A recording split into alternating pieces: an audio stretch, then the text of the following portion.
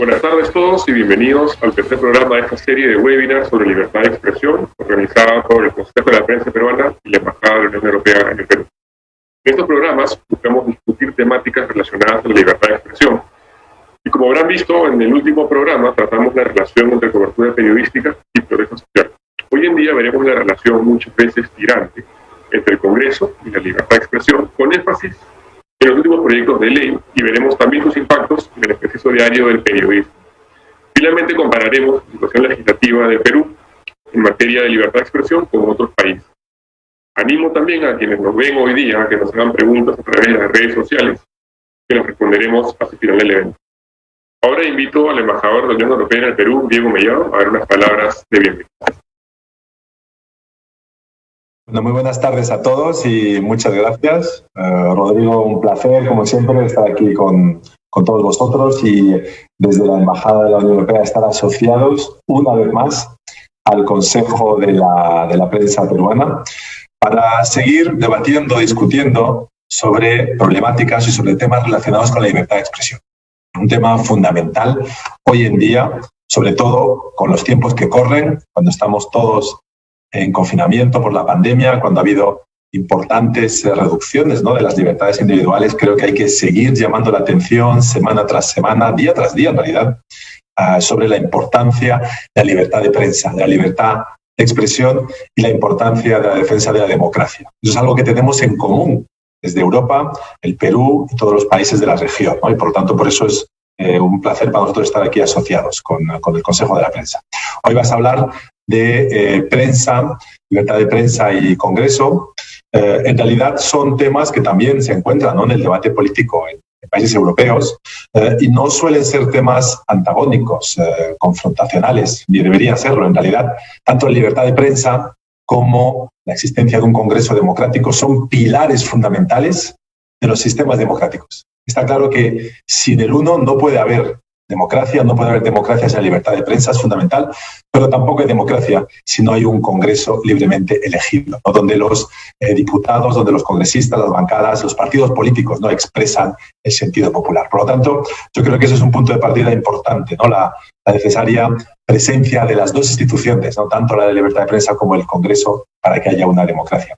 Y luego también yo creo que es importante, y espero que podáis reflexionar, dialogar sobre ello, sobre la importancia de las relaciones entre ambos.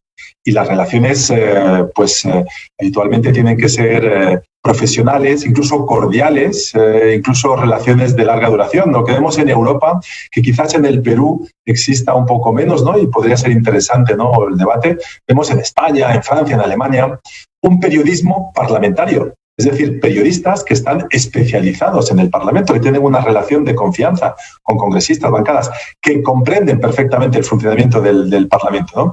Aquí a veces parece que hay una especie de confrontación y que hay mucha distancia, ¿no?, y un aterrizaje a veces forzoso de algunos periodistas en las sedes parlamentarias. Entonces creo que el debate es interesante, puede ser muy estimulante.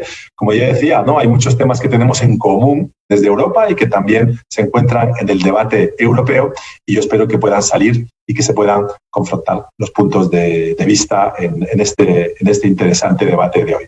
Por lo tanto, una vez más, encantado de estar aquí. Espero poder seguir el debate y ver cómo también vosotros, desde las redes sociales, desde el Facebook y las distintas redes sociales, podéis participar y aportar preguntas y comentarios. Y una vez más, el mensaje siempre es el mismo: la importancia tanto del Parlamento como de la libertad de prensa y pues ese deseo, ¿no?, de que haya unas relaciones más armónicas y desde luego unas relaciones profesionales, que es algo que nosotros podemos aportar desde Europa. Por lo tanto, una vez más, encantado de estar aquí y muchas gracias.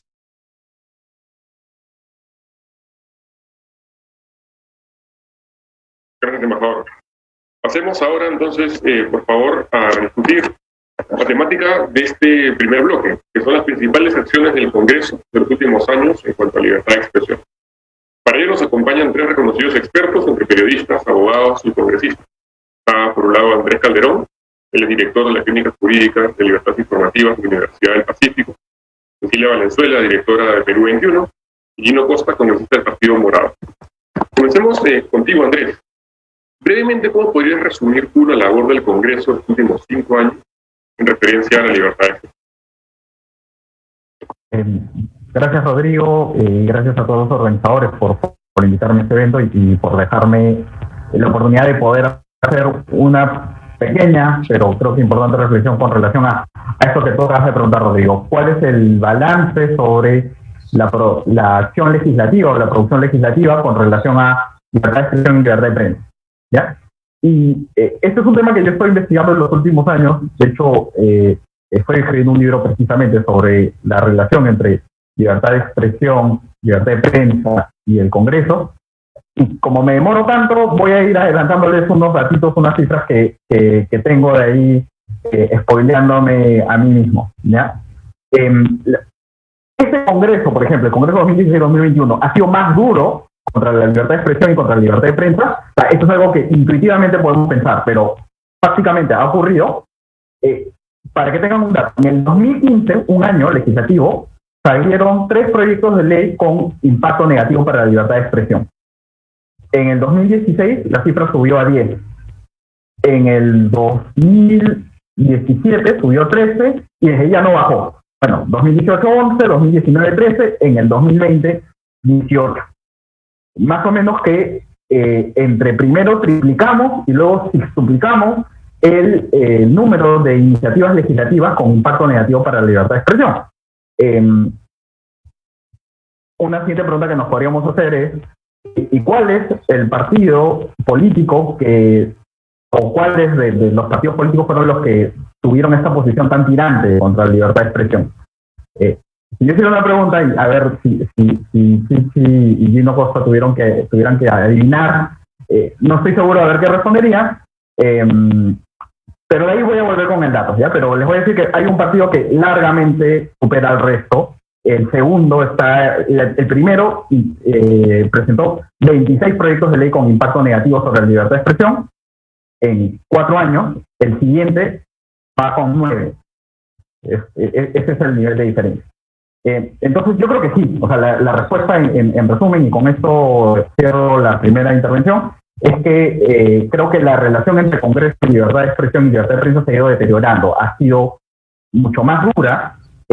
Y mi preocupación es que esta sea una tendencia que eventualmente se convierta en irreversible. Porque esta tendencia de iniciativas legislativas contrarias a la libertad de expresión se mantiene en los 2 congresos. El congreso que se disuelve en el 2019, que va del 16 al 19, y en el que toma la posta en el 2020. Se ha mantenido. Con distinta intensidad podemos hablar de algunos proyectos más duros que otros, pero parece que se ha generado una especie de inmunidad de rebaño. Ya no les importa al Congreso respetar las libertades de expresión. Andrés. Cecilia, justamente lo que ha mencionado Andrés, en este incremento de iniciativas negativas del Congreso hacia la libertad de expresión, ¿qué limitaciones le pone esto a los periodistas? ¿Qué barreras has podido encontrar tú en los últimos años en el trabajo de Perú 21, por ejemplo? Hola a todos. La verdad, Rodrigo, es que los periodistas exactamente encontramos barreras, pero las saltamos. Y ha sido nuestra historia, y yo creo que es la historia de los periodistas libres en todo el mundo. Periodistas independientes, saltamos barreras. Pero yo quisiera más o menos tratar de entender dónde comienza este enfrentamiento. Y a mí me da la impresión de que inicia cuando la representación, o sea, el Poder Legislativo, el Congreso, empieza a sentir y a competir con la prensa por el aprecio, el respeto, la valoración y, como no, la aprobación de la opinión pública. En tanto el Poder Legislativo y los congresistas van perdiendo el respeto de la opinión pública y la opinión pública centra su atención y también su respeto en la prensa, el conflicto se agudiza. Es como una batalla por el control, ¿no?, de la opinión pública.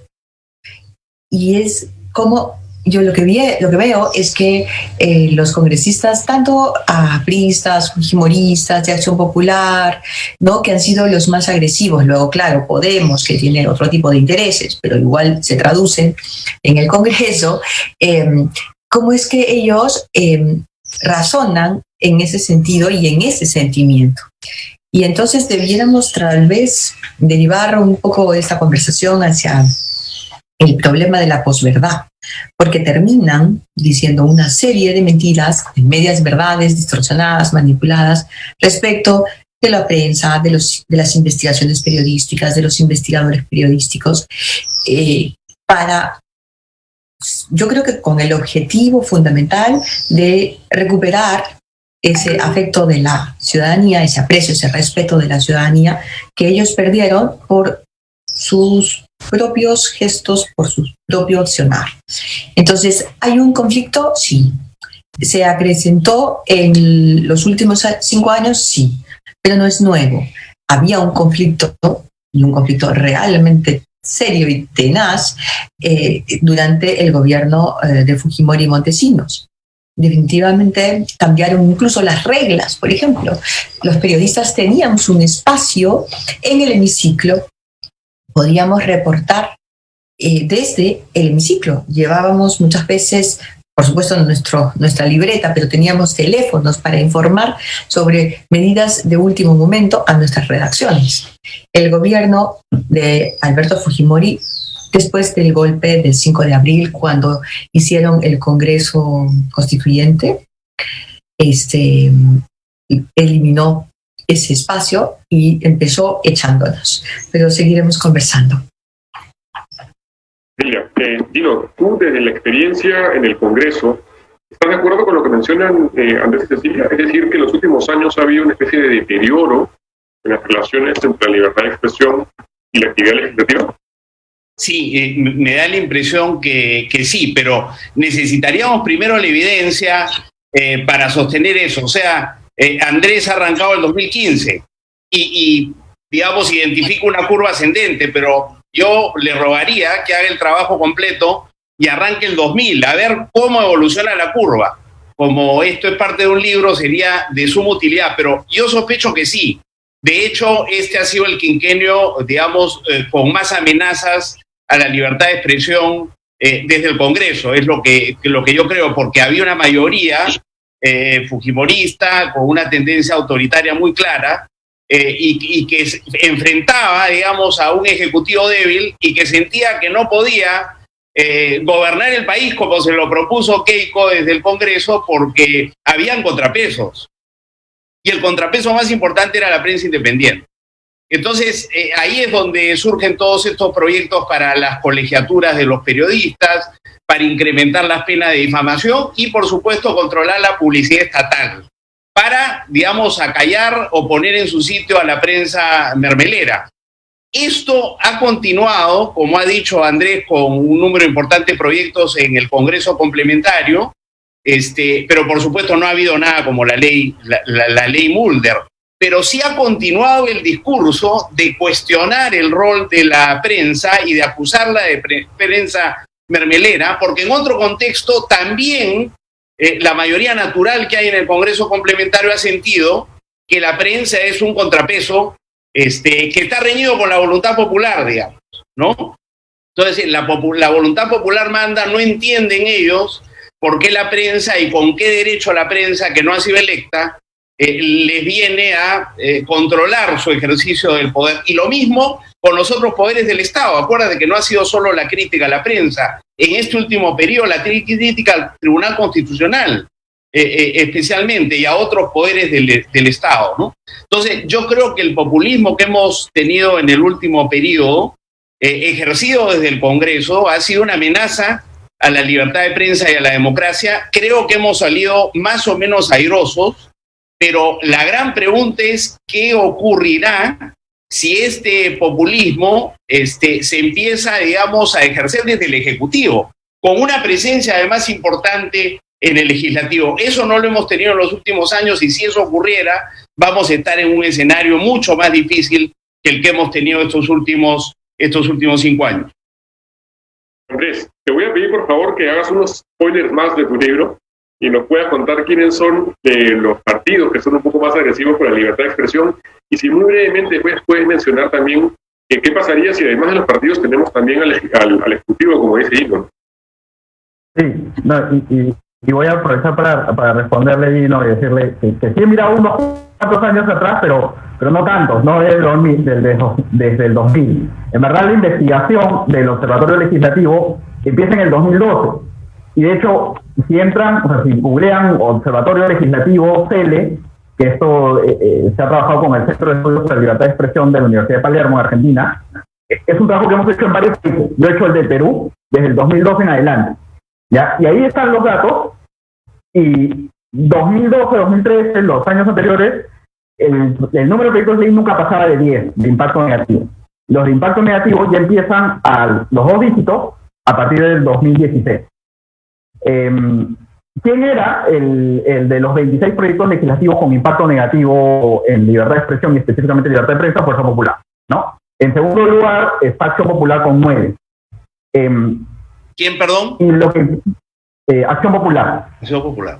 Acción Popular, ¿ya? Pero Acción Popular lo hace en 5 años. De hecho, Fuerza Popular no presenta ningún proyecto legislativo problemático para la libertad de expresión desde que ingresa en la nueva conformación en el 2020, ¿no? Pero, ¿por qué pasa esto? ¿Ya? Y creo que esto apunta también a lo que pregunta Rodrigo. Oye, esta situación es riesgosa, ¿por qué?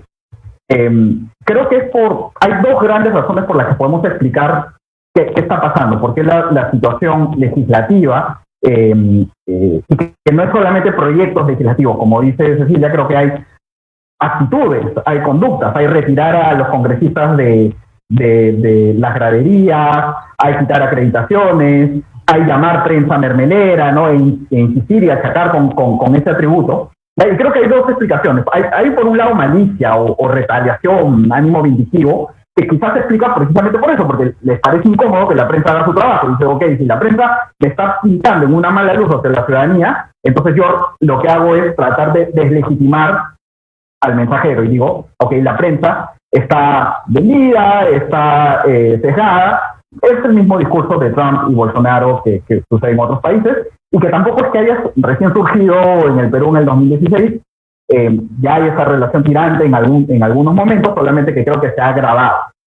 La segunda variable que explica esto y que tiene que ver con otros proyectos de ley que no son los de la ley Mulder para prohibir toda publicidad en medios privados, ni es la de ley Letona y Aramayo de prohibir de cambiar las reglas de propiedad sobre los medios de comunicación, sino que son proyectos de ley quizás no tan vindictivos, pero que caen en la ignorancia y en errores garrafales, como colegiación obligatoria de periodistas, que es algo que está prohibido por la Corte Interamericana de Derechos Humanos desde los 80, ¿no? O sea, ¿cómo es posible que 30 años después sigan insistiendo con ese tipo de proyectos de ley? O proyectos de ley que agravan, como dice Lino, el delito de difamación, cuando la tendencia internacional es a despenalizar los delitos contra el honor, ¿no?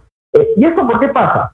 Y creo que acá hay un poco de ignorancia, pero también creo que hay inmunidad a lo que digo, son de teflón. Ya podemos hacer lo que sea y entonces ya no me importa porque veo que ya abrieron la puerta, ya veo que empezaron a atacar hacia la prensa y entonces yo ¿por qué me voy a detener? Y esto ya no es un fenómeno únicamente de un partido, ¿no?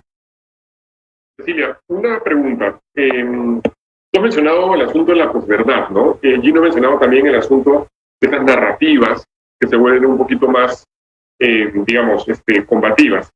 Hay 2 mentiras importantes relacionadas al tema de esta publicidad del Estado, por un lado, y también de las encuestas. No es cierto que la prensa nacional, la gran prensa, viva de la publicidad del Estado. Eso no es verdad. Es menos un porcentaje, menos del 3% o 2% de la facturación total. Y que las encuestas, además, están de alguna manera manipuladas, que tampoco es cierto. Estas mentiras, de alguna manera, ¿cómo crees tú que calan en la ciudadanía? Y luego cerramos el bloque allí para pasar al siguiente y comenzamos con Gino después. Ok, yo antes de responder directamente a tu pregunta quisiera anotar sobre el comentario de Gino. Gino dijo, habría que ver qué pasa si nuevamente, porque ya nos ha pasado otras veces, desde el Ejecutivo tenemos problemas de acoso a la libertad de prensa. Yo quisiera hacer notar que en el plan de gobierno de Acción Popular se propone menguar la noticia. Es algo realmente, yo lo voy a llamar divertido. Dice así, en el plan de gobierno de Acción Popular en la parte referida a la reforma del Estado se precisa, comillas, es importante también consensuar con los representantes de la prensa nacional, escrita, radial y televisiva, con la finalidad de menguar la noticia, que dan a la población un clima de inseguridad. Esto es necesario a fin de que las medidas que se ejecuten en la lucha contra el delito tengan efecto positivo. Es una propuesta en el Plan de Gobierno de Acción Popular. El candidato Johnny Lezcano ha hecho suya esa propuesta. Menguar la noticia. Quieren negociar con los periodistas para que menguemos la noticia. O sea, estamos complicados, porque lo que yo veo aquí es que los congresistas no tienen la más peregrina idea de lo que significa libertad de expresión y libertad y derecho a la información. Están proponiendo abiertamente en un plan de gobierno una negociación con los periodistas para que les digamos mentiras o les ocultemos verdades a los ciudadanos.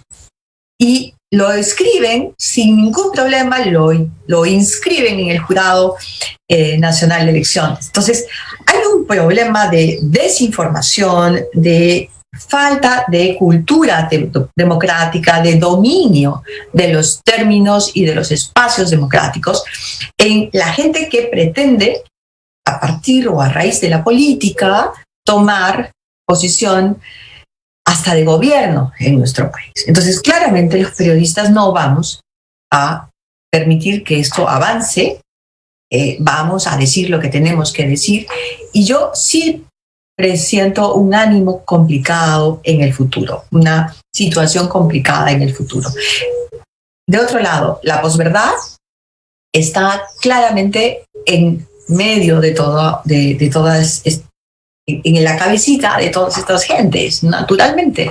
Repetir la estupidez de la mermelada, ¿no? Porque se le ocurrió a un pobre bravucón alguna vez en un programita de televisión, realmente es patético, ¿no? Los escuchas, los lees en las redes sociales hablando de eso y te produce te produce pena, porque hay una falta no solo de conocimiento de lo que la gente percibe, de lo que la gente entiende. O sea, ¿qué significa para el lector, para el consumidor de noticias, incluso en las redes sociales, esos términos? Ni siquiera han hecho una real evaluación de cómo se contactan, cómo se aproximan con la gente. Pero ellos tratan de desprestigiar a la prensa. En el camino, cuando compiten políticamente con sus contendores, también usan el desprestigio, usan esa herramienta, la herramienta del desprestigio. Todo eso es parte de esta política, de esta corriente, para ser correctos, de la posverdad. Y yo creo que es un tema importante que debiéramos tratar más en serio en todos los niveles, porque desinformar, distorsionar, manipular debe ser y es un delito, pero estamos dejándolo pasar como si no lo fuera. Emilia, pasemos al segundo bloque, donde dilucidaremos un poquito cuáles son las motivaciones del Congreso para limitar la libertad de expresión. La relación, como hemos conversado hace unos minutos, está muy desgastada, incluso podría decirse quebrada, ¿no? Desde el periodismo hay una narrativa principal que es la mala labor del Congreso, ¿no? Ese paso también la hace bastante mal. Pero luego tenemos que desde el Congreso hay una suerte de manipulación de los grandes intereses detrás. Pongo con comillas, porque en mis 15 años de experiencia periodística, ningún director jamás me ha dicho qué debo decir o qué no debo decir o a quién defender ni proteger, ¿no? Entonces, quisiera pasar aquí con Gino y que me comentaras si tú crees que en algún momento se puede establecer una relación en la que se pueda trabajar en conjunto. No digo con esto coordinar noticias, no digo con esto, por supuesto, tener una relación de amiguismo con el Congreso, pero sí para poder establecer por lo menos ciertos estándares mínimos de lo que debiera ser la libertad de expresión y de prensa para un beneficio de todos, finalmente, y democrático. Sí, digamos, me parece difícil, no se me ocurre, ¿no? Porque en realidad en una sociedad democrática los medios tienen un rol de control sobre los políticos y sobre su actuación pública y sobre los funcionarios públicos, además, no solo sobre los políticos. Y ese es el rol que les compete, y tanto funcionarios como políticos tienen que entender que eso es bueno por el bien del país, digamos, y que tienen que someterse a esa regla de juego. Entonces, claro, hay un problema de cultura democrática, como dice Cecilia, siempre la hubo, creo, pero había una cierta estabilidad con la democracia peruana, por lo menos hasta el gobierno de Humala, ¿no? Yo creo que lo que viene después es el colapso de ese sistema que había funcionado más o menos bien como resultado de la corrupción. Y esto alcanza a todas las élites, la élite política, la élite económica, la empresarial, los medios, y la emergencia entonces de una fuerza política contraria, que es transversal a los partidos, dicho sea de paso, contraria a esas élites, que podríamos definir como populista, que es un movimiento antiélites, ¿no es cierto? Afirmando la voluntad popular y el derecho de que quienes han sido elegidos no pueden ser, digamos, controlados ni limitados en sus poderes por quienes no han sido elegidos. Y esa es un poco la actitud, digamos, de un sector mayoritario de este Congreso complementario, y yo creo que compartiendo la misma actitud con la mayoría del Congreso anterior, quizá no por las mismas razones, pero yo veo una cierta continuidad ahí entre los dos momentos de estos últimos 5 años, y creo que tiene mucho que ver, como te digo, con esos cambios que generan la corrupción y el desprestigio de las élites. Y me da la impresión de que lo que estamos viviendo ahora tiene que ver con la pandemia, una disputa entre la mayoría en el Congreso con un ejecutivo que también quería, ¿no es cierto?, ganarse el aplauso popular de cara a la ciudadanía, pero creo que el populismo ese llegó para instalarse y va más allá, ¿no es cierto?, de la pandemia, y va más allá de esa disputa con el Ejecutivo de cara a unas elecciones, ¿no? Y eso es lo que a mí me preocupa, porque, como digo, si se mantiene focalizado en el Congreso, es un fenómeno que ya sabemos cómo puede más o menos controlarse. Pero si esto, digamos, si esas fuerzas populistas alcanzan el Ejecutivo, la situación se torna muchísimo más difícil. Cecilia, tú mencionabas en algún momento el proyecto de ley, el plan de gobierno de Leonel Lescano, ¿no?, de Circular. Si mencionamos lo que decía Gino, que además tiene también una vorágine de parte del Poder Ejecutivo, vamos muertos. En las elecciones que vienen ahora, en abril, ¿qué candidatos crees tú o qué partidos crees tú que podrían estar un poco reñidos con la libertad de expresión? Si es que en algún momento hablamos también de que la complicación venga por parte del presidente. Sí, Rodrigo. Mira, yo creo que una de las palabras claves que ha mencionado Gino ha sido corrupción. Y el desencuentro se declara cuando los cuellos blancos terminan evidenciados por la prensa, pero sobre todo estableciendo, el caso Cuellos Blancos, estableciendo la relación de estos magistrados corruptos con los políticos o los partidos o los líderes políticos que los requerían para tapar su corrupción. Y Cecilia, si me permites, ya antes Lavajato ya había sentado en el banquillo de los acusados a todos los últimos presidentes de la República, ¿no? Sí, o sea, pero que son ahí cuellos blancos, pero antes también Lavajato. Sí, de acuerdo, pero hasta Lavajato todavía como que les había caído como un baldazo de agua fría. Estaban todos, además, yo creo que estaban paralizados esperando en qué momento aparecía su líder, ¿no? Y digamos que fueron apareciendo y cayendo como fichas de dominó. Pero el tema Cuellos Blancos llegó directamente a muchos de ellos.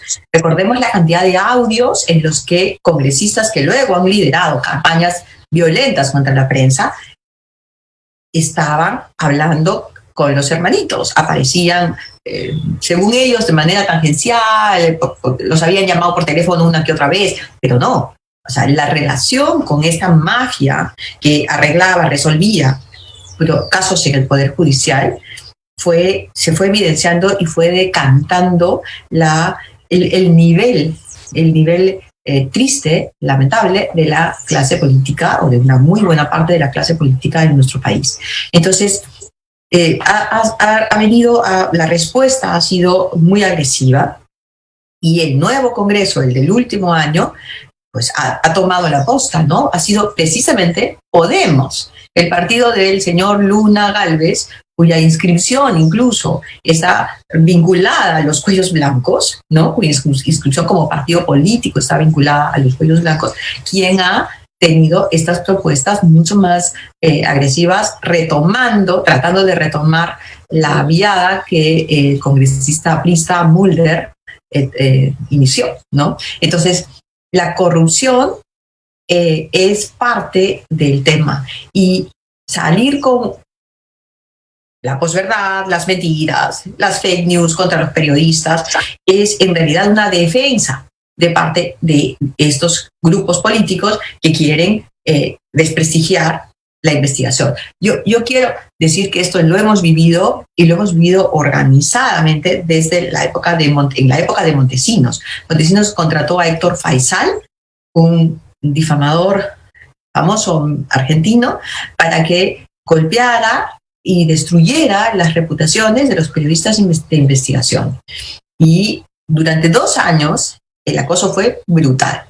Entonces, yo creo que aquí hay una suerte de repetición, y creo que las agrupaciones políticas, para contestar tu pregunta brevemente, Rodrigo, que nuevamente tienen esta sangre en el ojo y esta suerte de laya, pues claramente son el partido de Urresti, que representa Urresti, Podemos, pues también Fuerza Popular, que no se ha retraído, no se ha rectificado de su actitud y que tiene una tradición que ya conocemos. Esta Acción Popular, curiosamente, acompañando esta actitud y esta posición. Claro, don Fernando Belaúnde no se merece eso, ¿no? Pero estas personas que están montadas en su nombre, sí tienen esta posición. Pero Alianza para el Progreso no se queda lejos, ¿no? Y bueno, creo que son los más agresivos. Andrés, ¿tú has llegado a estudiar eso? Porque además de Podemos y el Partido Popular, que ya tiene, por supuesto, una historia detrás del gobierno de Alberto Fujimori, tenemos en Podemos a un candidato presidencial que está acusado por matar a un periodista. No es menos, eso no es poco. Hay un juicio ahorita mismo por el caso de Hugo Bustillo. ¿Cómo crees tú que sería una relación, por ejemplo, del periodismo ejecutivo con un Urresti como presidente, con una Keiko como presidente? A mí lo que me preocupa, me preocupan algunos gestos, ¿no? Lo que ha detectado Cecilia en el plan de Acción Popular es ya de una torpeza máxima. O sea, ¿a quién se le ocurre poner en su proyecto, en su plan de gobierno, algo que es un velado ataque a la libertad de prensa? Pero hay otros que no lo van a poner, pero que representan un peligro latente, ¿no? Urresti, fuera del talante autoritario que muestra en la mayoría de sus expresiones, yo recuerdo una entrevista y otra declaración que hace, una con Marcos Cifuentes y la otra con relación a Rosa María Palacios, en las que le dice, en esta campaña, le dice que los va a demandar, o que va a considerar demandarlos por difamación, porque ellos aseveran algo que parecía muy evidente, que él había participado en la elaboración del spot publicitario, donde insulta a Verónica Mendoza, a George Forsyth, a Julio Guzmán, ¿no? Donde le dice terrónica a Verónica y todo lo demás. Y él dice, yo estoy considerando, voy a ver si los difamo o no. O sea, ese tipo de actitudes en las que un candidato sabe que tiene las armas legales para no ganar, pero para intimidar, para hacerle pasar un mal momento a un periodista, es muy preocupante, y nuestro marco institucional, nuestro marco normativo, no les pone esos límites. Keiko Fujimori lo hizo en la época que yo trabajaba en el comercio, nos amenazó diciendo que nos iba a desquerillar cuando salió el famoso quote de aumentar a Keiko 500, ¿no? Que había salido de las declaraciones de los propios representantes de Odebrecht, ¿no? Hay este tipo de gestos que son preocupantes. No me fío tanto de los planes de gobierno, porque normalmente los planes de gobierno ni siquiera los propios representantes los terminan utilizando. Pero esos gestos son preocupantes, y algo que adicionalmente me preocupa, que no está en ninguna norma, es, como les decía, el empoderamiento o el embravuconamiento que han evidenciado muchos parlamentarios, muchos políticos, para mantenerse en un discurso antagónico y de amenaza latente, vigente, contra los medios de comunicación que los critican, que hacen su trabajo. Entonces es como que todo les resbala, no les importa. El Tribunal Constitucional les declara la norma inconstitucional y dicen, es el Tribunal Constitucional que está comprado, ¿no? De la misma manera que atacan a la prensa de que está comprada, ¿no? Ese discurso para cualquier partido que tenga el poder es tremendamente peligroso. Lo hemos vivido en el Congreso, que el Congreso no ha tenido control del Ejecutivo hasta ahora. Sería muy peligroso, creo que más peligroso todavía, si es que algún poder, algún partido político que llegue al Ejecutivo mantuviera esa actitud de amenaza, de amedrentamiento a la prensa. También habría que decir que la izquierda vota con ellos, ¿ah? No hace mucha bulla, pero vota con ellos. Y hay que tener eso bien claro. Ellos han sumado sus votos, el Frente Amplio ha sumado sus votos a estas propuestas. O sea, no es solo la prensa independiente, es también el Tribunal Constitucional, y ojo, en política económica es el Ministerio de Economía y Finanzas, es el Banco Central de Reserva, es la Superintendencia de Banca y Seguros, que está sometida a una campaña de demolición por parte de la Comisión de Defensa del Consumidor que preside José Luna Morales, precisamente. O sea que, digamos, hay una estrategia que no solo tiene que ver con el ataque a la prensa independiente, sino a todo lo que son las élites que representan contrapesos a la voluntad popular expresada en el Congreso. Populismo, ¿no? Populismo, eso es populismo. Sí. Ojo que en esta guerra, lamentablemente, no sé si esto será muy popular, pero lamentablemente parte de la prensa o mal llamada prensa ha colaborado, porque se ha puesto una camiseta o se ha puesto una bandera y ha empezado a atacar, ¿no? Y a defender a alguno de esos grupos en conflicto, ¿no? O sea, obviamente no ningún medio que se someta a autorregulación, por ejemplo, pero sí hay otros medios o hay otros comunicadores, vamos a llamarlos así, que han hecho eco de este tipo de cosas y han hecho eco de este tipo de discursos o de calificativos como mermeleros, como guaripolera, ¿no? Que justamente lo que hacen es delegitimar su propia profesión, delegitimar además la capacidad de información y de discernimiento de los lectores que se informan a partir de la prensa. Claro, son las nuevas geishas, pues, ¿no? Las geishas existieron también, y frente a las geishas estábamos los periodistas que hacemos investigación, y ahora hay una nueva corriente en ese sentido. Yo creo que pretenden hacer el rol de Fox News, ¿no? En algún momento, pero, o sea, van a terminar en su sitio, porque el periodismo investigativo, el periodista riguroso, el medio riguroso, termina imponiendo la verdad, salvo que venga una dictadura, ¿no? Mira, último bloque, en el que compararemos un poco el Perú con los otros países de la región desde un punto de vista legislativo y periodístico. Andrés, creo que ese es un poco tu tema, ¿no? Tú has estudiado estos asuntos. ¿Cuál crees que es la situación de la libertad de expresión y de prensa en el Perú en comparación con otros países de la región? Creo que hay un punto en el que... Hay dos puntos en los que estamos completamente atrasados, algunas veces para bien y otras para mal, ¿ya?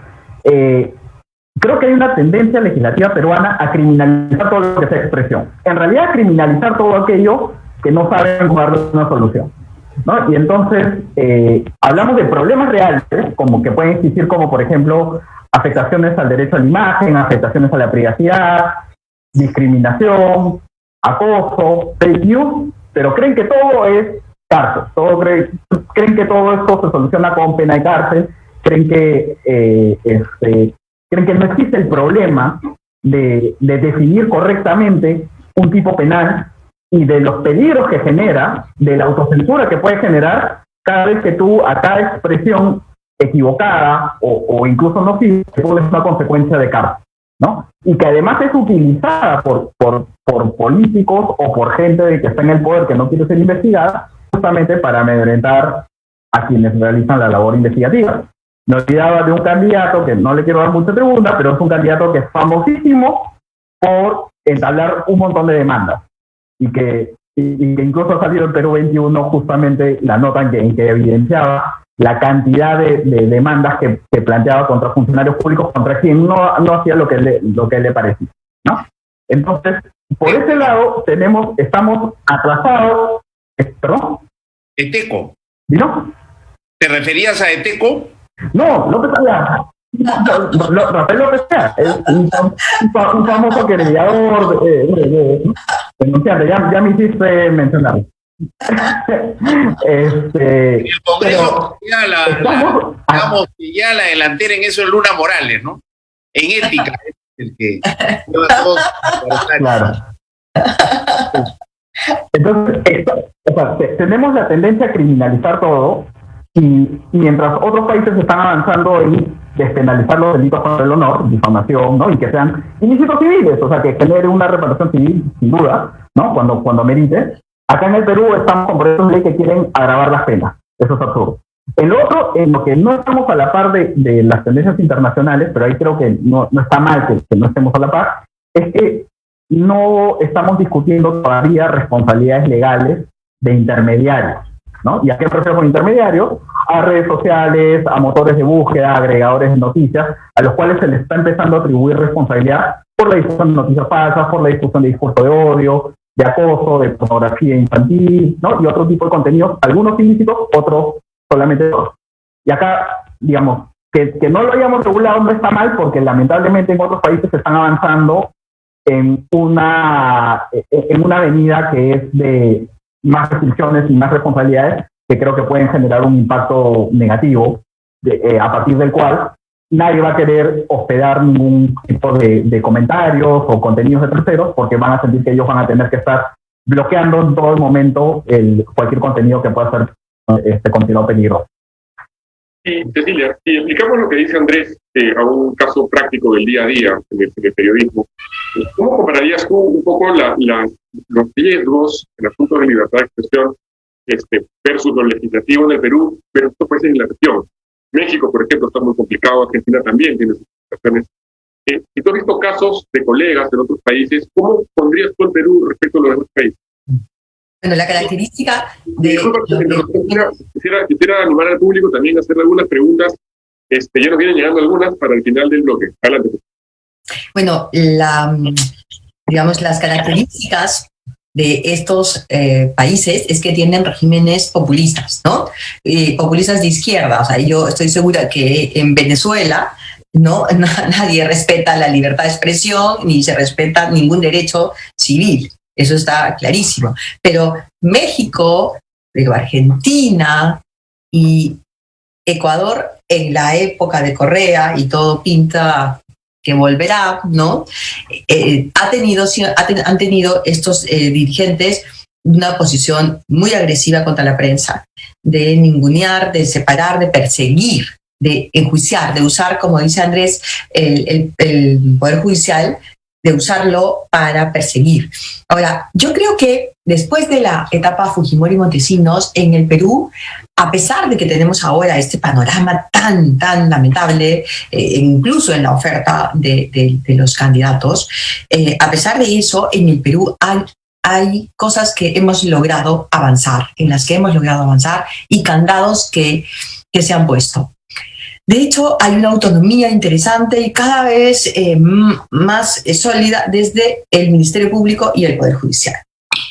La denuncia de los cuellos blancos golpeó muchísimo a esa parte, a ese sector, ¿no?, de la administración de justicia, pero a su vez también motivó a jueces y fiscales jóvenes, o no tan jóvenes, pero decentes, a atreverse a señalar o a rechazar o a decirlo públicamente, y hemos visto otro tipo de actitudes y como una nueva gesta.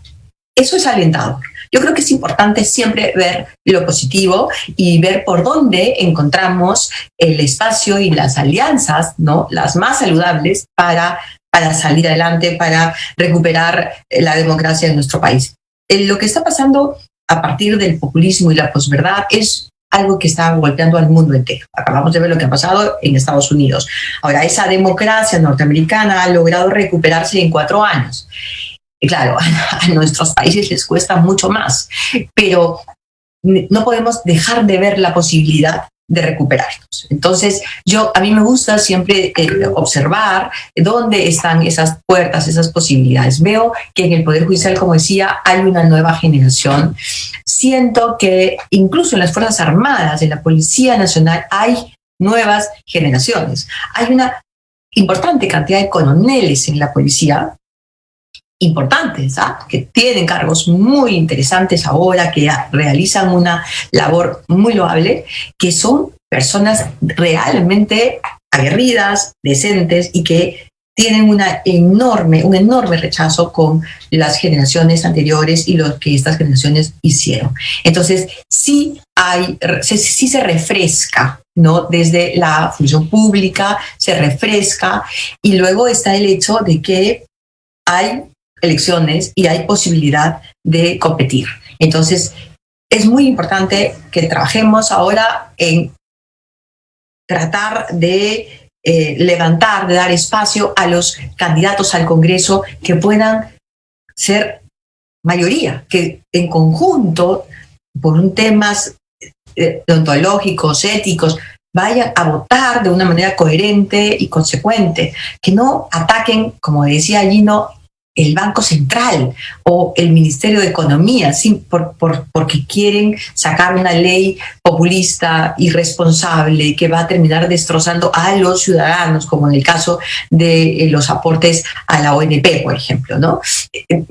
Necesitamos pensar en eso, en el futuro. A mí no me gusta quedarme en el diagnóstico, me gusta pensar en lo que viene, y yo veo por ahí que nosotros tenemos una oportunidad de diferenciarnos en la región de la gran mayoría de países que desgraciadamente han sucumbido en estas situaciones de populismo de izquierda, como en el caso de Bolivia, Ecuador, Argentina, México, o populismo de derecha, como en el caso de Brasil, incluso en la etapa Trump en los Estados Unidos. Entonces, tenemos que, más que la esperanza, tenemos la posibilidad de actuar, de accionar, ¿no? De tener estos debates y también de ofrecerle a la opinión pública alternativas.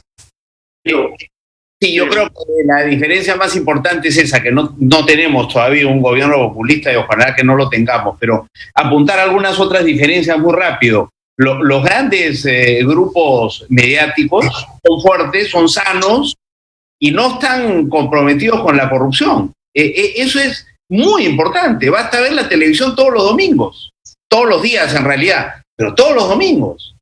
Ahí uno se sienta a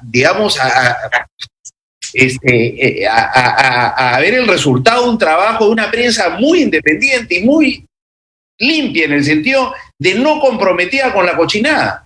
Eso es muy importante. Y a eso súmale tú grupos de periodismo de investigación que han ido creciendo, como dice Cecilia, a partir de, digamos, el trabajo que se hizo durante la década de los 90, pero y hoy día tú tienes IDL Reporteros, tienes Ojo Público, tienes Convoca, por mencionar 3, pero de estos hay muchísimos, los grupos de prensa en Internet independientes. Entonces, ese es un capital muy importante que tenemos contra cualquier intento, digamos, populista, autoritario, de acabar con la prensa independiente y con nuestras libertades, ¿no? Creo que hay que tomar nota de eso, digamos, en un clima y en una circunstancia muy difícil, que no todo está perdido y que hay una sociedad civil también muy... Y como dice Cecilia, además, unas transformaciones muy importantes en el Ministerio Público del Poder Judicial. Todos nos quejamos de que la cosa es muy lenta, pero que avanzan, las cosas avanzan. Se acaba de condenar por lavado de activos después de 15 años a Fernando Ceballos. Y ya está la condena contra Álvarez por el asesinato de este señor que estalló el escándalo. O sea, la justicia avanza muy lento, pero avanza. Y eso es una cosa nueva, y ese es también un capital importante a tener en cuenta en la pelea contra las fuerzas antidemocráticas y populistas. Pero una pregunta, cuando tú formabas parte de la bancada liberal del Congreso, por eso disuelto, digo, le presentaron ustedes un proyecto de ley para despenalizar los delitos contra el honor, que en sencillo es básicamente que alguien no se vaya preso por si difama a alguien. Y esto iba adentro, o va adentro, la tendencia de despenalizar en la región, como mencionaba hace un rato Andrés. ¿Cómo notaste tú el ánimo del Congreso al respecto? Porque sabemos que ese proyecto terminó no prosperando. Mira, no hemos tenido éxito, no ha habido dictamen, no ha habido ni siquiera discusión del proyecto. La idea es que sí se mantienen los delitos contra el honor, la difamación, la calumnia, pero no hay pena de cárcel. Lo que hay es una multa, que puede ser menor si se trata de un caso sencillo, puede ser muy grande, si la afectación al honor es muy grande, pero no con la amenaza de la pérdida de la libertad, ¿no? Que lleva pues a todo tipo de abuso. Lamentablemente esto no ha prosperado, la discusión en el Congreso ha sido limitada. Había una discusión afuera, promovida por Andrés, hemos estado en la Universidad del Pacífico, comprometimos al Premier Ceballos, pero ese esfuerzo quedó a mitad de camino. Yo creo que hay que retomarlo, a mí me gusta el proyecto, es un punto de partida, le han sumado bastantes cosas interesantes a Andrés y ustedes en el Congreso de la Prensa Peruana, o sea que yo diría que ese es uno de los temas pendientes, y el otro es el de cómo regulamos la ley sobre publicidad estatal, que Mulder quiso acabar, ¿no es cierto?, con la publicidad estatal, obligando al Estado a hacer publicidad a través de las redes y del Canal 7 y Radio Nacional. O sea, digamos, impedir que el Estado pudiera hacer publicidad. Pero hoy día de lo que se trata es de regular la norma que existe desde el primer gobierno, de segundo gobierno de García, ¿no? O sea, perfecto, si va a haber publicidad estatal, ¿cómo garantizamos que se haga de manera transparente y sin privilegiar a uno frente a otros? Hay un dictamen en la Comisión de Transportes que pretende privilegiar a los medios locales, pero sin contar con la información como para saber si los medios locales ameritan tanto recurso público para publicidad en función de su lectoría y de su audiencia. El planteamiento que hemos hecho nosotros a través de Daniel Olivares es, oye, pidamos la LINEI, y yo creo que ustedes coinciden con esto, Rodrigo, hablábamos hace un momento antes de comenzar esto, que el INEI levante la información sobre lectoría, rating y demás, para que se pueda distribuir el dinero equitativamente en función de la llegada de los medios. Ese es otro pendiente, junto con la despenalización de los delitos del honor, para este momento y para el próximo. Ahí sí te puedo añadir algo, y creo que es una reflexión de quiénes son los actores preocupados, actores institucionales preocupados por la libertad de expresión en el Perú. ¿Ya? O sea, estamos viendo al Nino preocupado y metido en el tema, pero cuando su bancada presentó el proyecto de ley, la verdad es que no le pararon bola, ¿no? O sea, no le pararon bola en el Congreso, el Ejecutivo, para la foto un ratito y luego lo ignoró. ¿Qué actor institucional está trabajando para esto? Que no es protección de la prensa, o sea, esto es algo que hay que terminar de entender. O sea, la prensa actúa en representación de los intereses de sus lectores, o sea, ellos no publican o no deberían publicar aquello que les interesa, que les gusta, ¿no? Sino justamente la verdad, la información que está ahí para ellos. Entonces, tienen un rol fiduciario y tienen un rol importante en la sociedad, como también tienen un rol importante cualquier otra persona que no necesariamente es un periodista y que quiere expresarse libremente sin el temor de ir a la cárcel, que tiene la necesidad de poder compartir información sin que luego venga una amenaza de que va a poder ser enjuiciado. Y a mí algo que me preocupa, o sea, si bien coincido plenamente en lo que dicen Cecilia y Nino de que felizmente no vivimos en una sociedad pisoteada, censurada, ¿no? Como podría pasar en el Ecuador de Correa, en el Venezuela de Chávez y Maduro, en la Bolivia de Evo, pero tampoco tenemos actores a los que le preocupen, ¿no? ¿Hay por ejemplo, algún partido político habla de algo sobre libertad de expresión en su plan de gobierno? O sea, para mal tenemos el ejemplo que nos comentaba Cecilia, el de Acción Popular. Para bien tenemos alguien que realmente esté trabajando en este tema. Y eso creo que, digamos que habla más de los intereses o del foco de atención que están teniendo nuestra representación política y nuestros actores institucionales sobre un tema que en verdad debería ser primordial. Gracias. Pasemos a las preguntas del público. Tenemos 3, una para cada uno de los panelistas. Esta es para Cecilia. Hubo un intento hace 1 año y medio, quizás 2, de regular la publicación de encuestas en medios de comunicación. Y la pregunta es, ¿se manipulan las encuestas antes de ser publicadas en los medios? Es imposible. Las encuestadoras son empresas que tienen prestigio por un lado, pero sobre todo son expertas en medición de opinión pública. Yo creo que parte de la posverdad no solo es contra la prensa, es también contra las encuestas, porque lo que le fastidia a la gente que está en las agrupaciones políticas que no tienen el afecto de la opinión pública son los resultados. Creen que o sueñan con la posibilidad de que una encuestadora les arregle la cifra para que la gente los vea como o los perciba como ganadores, ¿no? Y ese es un error enorme. Nuevamente es falta de conocimiento. A las personas no les vas a decir que el señor tal o el señor cual, que ha mandado hacer una encuesta con el Ministerio del Interior, por ejemplo, ¿no? Está adelante. No, la gente tiene sus gustos, el candidato se equivoca o acierta, empata o no empata, y eso se va desarrollando y eso es lo que va formando los favoritos. Pero las encuestas revelan eso, el momento, el día, ese día en el que la gente está teniendo un estado de ánimo, una percepción particular. Entonces, nosotros no podríamos manipular las encuestas porque estaríamos subyugando a una empresa. Nosotros publicamos encuestas de Datum en Perú 21, la publicamos junto, además, con el diario Trome y el diario Gestión. Entonces, 3 directores no podíamos cambiar una cifra, porque tendríamos que estar coludidos, tendríamos que estar cometiendo un delito, ¿no? Y por supuesto tendría que estar también coludida la directora de Datum, la señora Urpi Torrado. Es un absurdo. Claro, desde la simplicidad, decir tonterías, pues pasa y en las redes sociales se mueven, pero al final de cuentas la gente y los medios están esperando el resultado de las encuestas, ¿no? Las encuestas no se manipulan, no hay forma de manipularlas.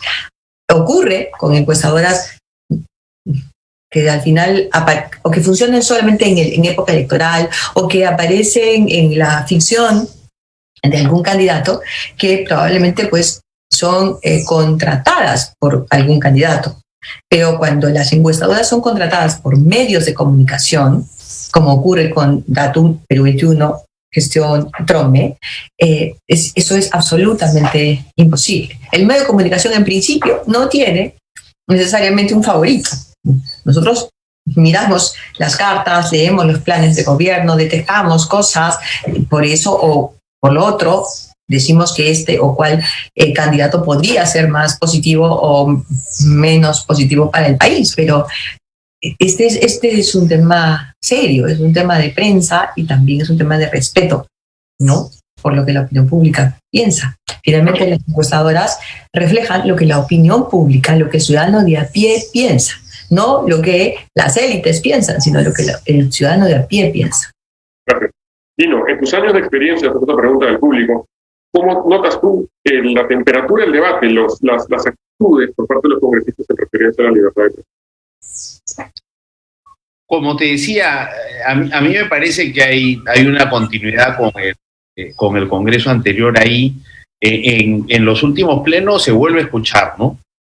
Se vuelve a escuchar esto de la prensa mermelera, sobre todo a raíz de los últimos acontecimientos que han terminado pues de sepultar la credibilidad y la confianza en Martín Vizcarra. Entonces todo lo que él hizo, incluso digamos la vacancia contra él ha quedado reivindicada por los acontecimios, porque si había alguna duda de que era un corrupto, bueno, ahora todos están convencidos de que lo es, y por tanto, digamos, ese golpe parlamentario, si quieres, no fue ningún golpe, estuvo plenamente validado. Y hay quienes dicen además que habría que retrotraer todo al gobierno de Merino y reinstalar en la presidencia de la República al señor Merino.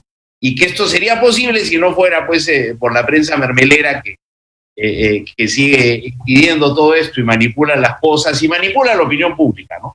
Entonces, eso lamentablemente sigue presente, y bueno, no sé qué ocurrirá en el futuro, ojalá que eso vaya desapareciendo poco a poco, pero yo veo esta corriente populista muy arraigada y llegando para quedarse, ojalá que me equivoque. La desconexión, ¿no? La desconexión es importante, porque las marchas que ocurrieron cuando ese congresista Merino quiso ser presidente no fueron convocadas por ningún medio de comunicación, fueron autoconvocadas. Los medios cubrimos las marchas porque era una realidad y estaban ocurriendo y eran a nivel nacional y además eran reiterativas, ¿no? Marcharon y siguieron marchando y siguieron marchando, fue toda una semana. Entonces, el Congreso y los congresistas viven en una de estas cápsulas, en una de estas burbujas, parecieran parte de un grupo de WhatsApp, ¿no? Se retroalimentan y se dice cosas que les gusta escuchar entre ellos y no se conectan con la opinión pública y no la respetan. Y la opinión pública, aunque sea un abstracto, la opinión pública lo tiene claro, lo percibe y por eso lo rechaza.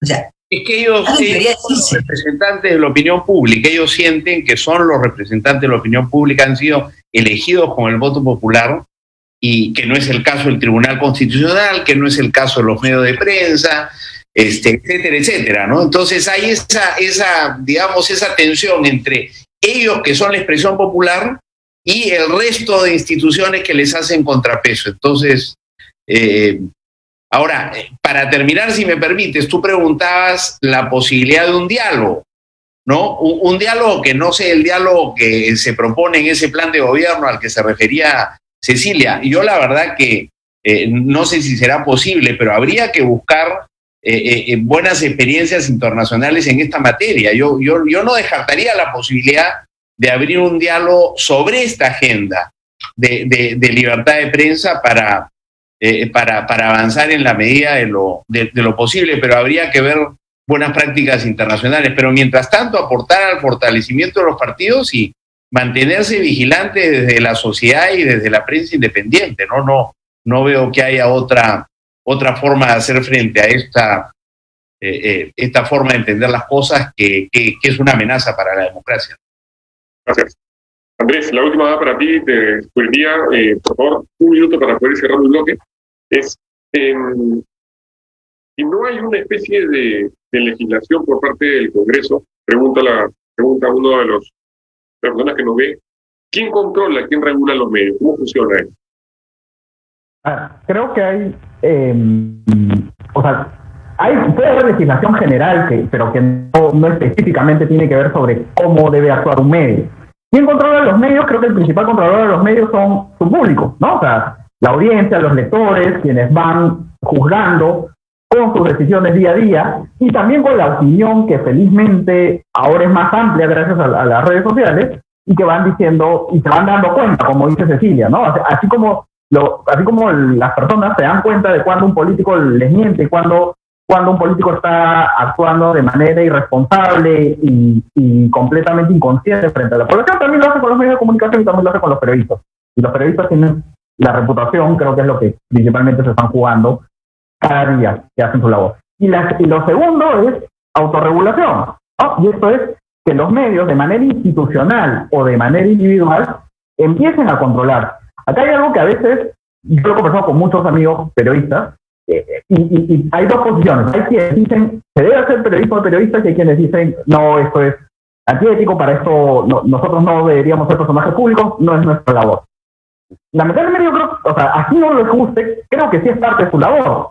Es parte justamente de controlar el buen prestigio de la función periodística y del interés público que ellos defienden, el vigilar que las buenas prácticas se mantengan y denunciar cuando estas no ocurren. Si no, ¿quién lo va a hacer? el Ministerio de Transportes y Comunicaciones, el Congreso, el Ejecutivo. No, o sea, justamente porque representan los intereses no del gremio, no de los colegas, sino los intereses del público, también creo que ellos son un mecanismo de control, de autocontrol, que no necesita un organismo de autorregulación. Este es un ejercicio individual de contrapeso a la propia prensa. Muchas gracias. Cerramos finalmente este último bloque. Y antes de dar cierre al webinar de hoy, quisiera sugerirles a los que nos están viendo que todo esto que hemos conversado de desinformación y de posverdad, revisen tanto en Twitter como en Facebook una iniciativa liderada por el Consejo de la Prensa Peruana que se llama Perú Check, que es una iniciativa colaborativa de fact-checking periodístico para las elecciones del 2021. Es decir, cuando los candidatos proponen o los partidos proponen algunas ideas en sus planes de gobierno, nosotros nos dedicamos a revisar si son falsas, verdaderas o inciertas, justamente para que los electores puedan ir a votar de una manera mucho más informada. Lo pueden encontrar con Perú-Check en Twitter, al igual que en Facebook, y también en la página web perucheck.p. Invito ahora a Cledeviro Ospina. Ella es directora periodística de América Televisión y Canal N, y también directora del Consejo de la Prensa Peruana. Adelante, por favor, Cledeviro, y muchas gracias a los periodistas por habernos despedido.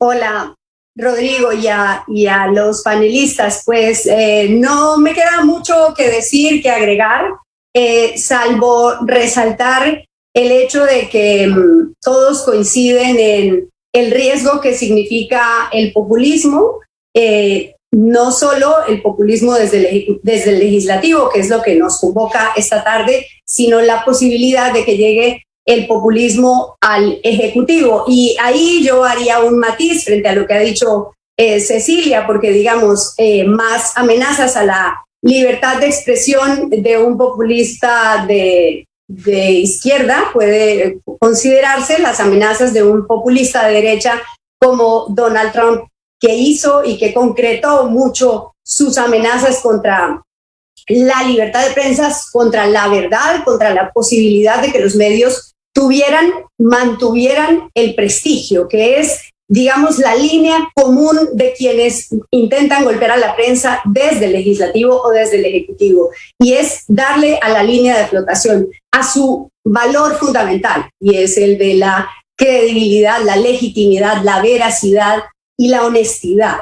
Así que coincido con lo que han dicho en el asunto de que la única defensa, la única solución es hacer más periodismo, es hacer más investigación, es hacer más verdad, es demostrar más cosas y demostrarle al público para quién trabajamos, a quién servimos con nuestro trabajo. Los congresistas, en general, muchos de ellos o algunos de ellos, creen que todo se resuelve con leyes, como hay una canción colombiana popular que habla de un alcalde que estaba muy preocupado porque en su pueblo solo se consumía la mitad de una vaca, entonces decidió sacar un decreto ordenando que se matara media vaca. Así que hay algunos políticos que creen que todo lo pueden arreglar sacando una ley contra la mentira, una ley contra la mermelada, una ley contra que me critiquen. Y para eso hoy estos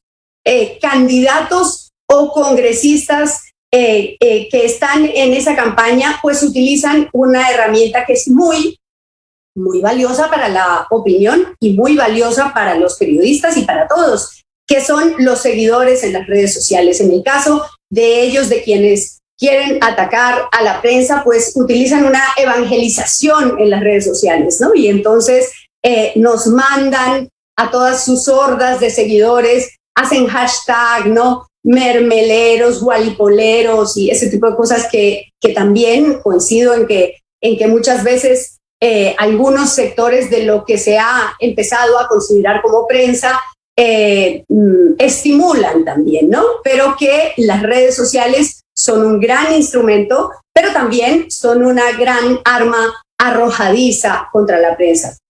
¿Qué hay que hacer? Ayudarle a la gente a entender.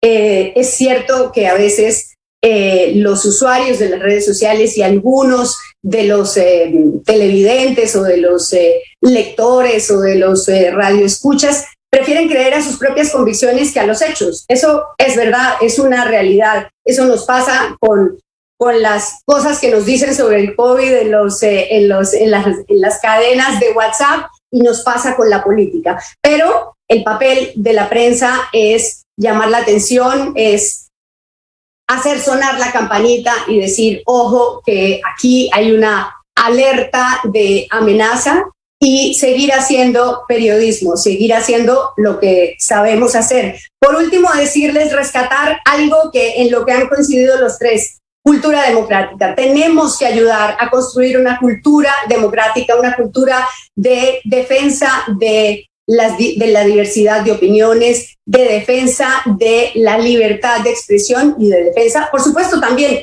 de la libertad de los políticos de tener posiciones políticas de uno o en otro sentido, pero siempre con el respeto a los demás. Nada más felicitar esta participación de todos en una discusión que es muy necesaria en estos tiempos de elecciones. A veces son muy tormentosos los tiempos de elecciones, pero pensaba cuál es la distancia que hay entre amigo, colabórame y maldito mermelero. Bueno, una curul. Cuando están en campaña son muy simpáticos y apenas logran la curul, las cosas cambian. Así que de pronto no es tan tormentosa la época de campaña, y más tormentosa puede ser lo que viene. Por eso es muy importante que los electores piensen bien a la hora de decidir su voto. Gracias por acompañarnos, y gracias, Rodrigo, y a los compañeros del panel.